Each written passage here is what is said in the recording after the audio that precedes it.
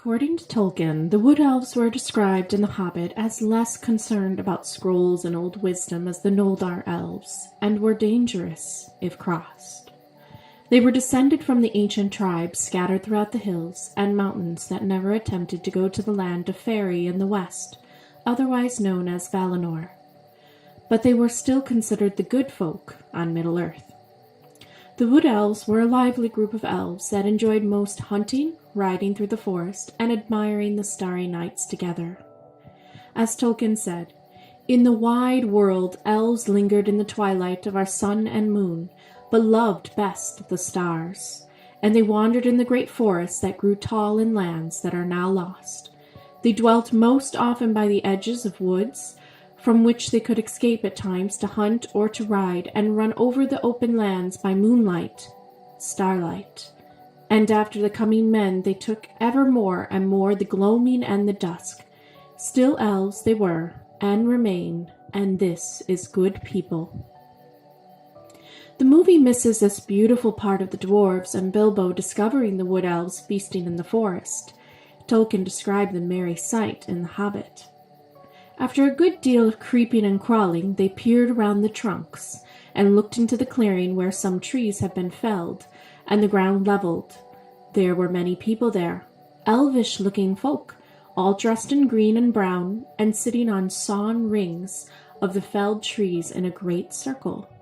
There was a fire in the midst, and there were torches fastened to some of the trees round about. But most splendid sight of all, they were eating, drinking, and laughing merrily. If you are wondering what Wood Elves eat, they were eating a feast of roasted meats, along with fruits and veggies. They do not excessively hunt, and keep in flow with the forest supply, and help the balance.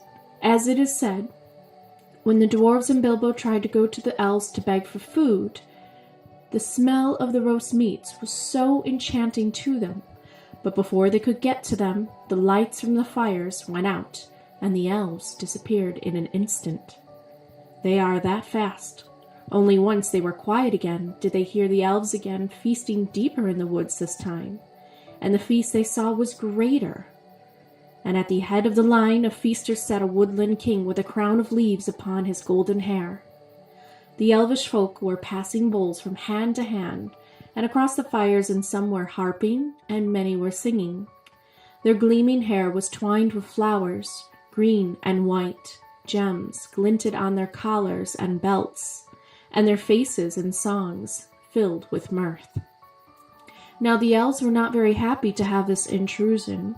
They are not as welcoming as the Noldor elves in Rivendell to help heal weary travelers.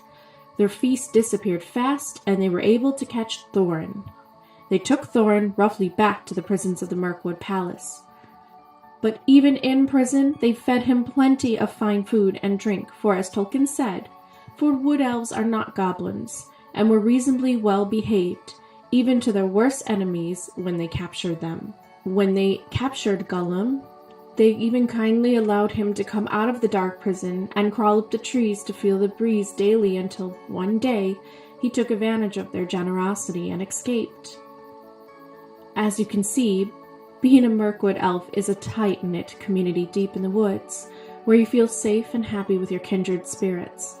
They are the ones who would occasionally go to Lake Town and barter with the humans, but they preferred their own company of elves. The Mirkwood Elf king, Thranduil, had not as great a treasure as other elf lords of old. His people neither minded nor worked for metals and jewels, nor did they bother much with trading or with tilling the earth or being much of farmers. They ate everything raw and natural right from the forest without farming the land. They kept a conservative approach to their wealth that was shared and bartered only with Lake Town if they needed to.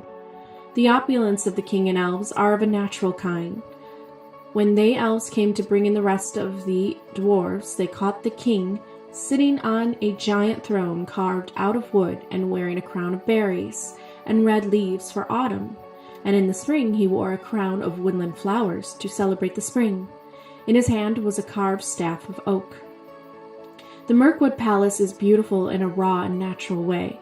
Tolkien remarked, "The water flowed dark, and swift and strong beneath, and at the far end were gates before the mouth of a huge cave that ran into the side of the steep slope covered with trees. These were not like those of the goblin cities. They were smaller, less deep underground, and filled with a cleaner air. The Mirkwood army is not one to mess with. They are trained fighters and will protect their elven realms with all their might. They do ask questions first before shooting, unless you are an orc or giant spider. As Tolkien said, the giant spiders were the only living things they had no mercy upon. Wood Elves are those types of folks who do not mean anyone harm. They simply want to be left alone, and as Tolkien said, if they have any faults at all, it would be the distrust of strangers.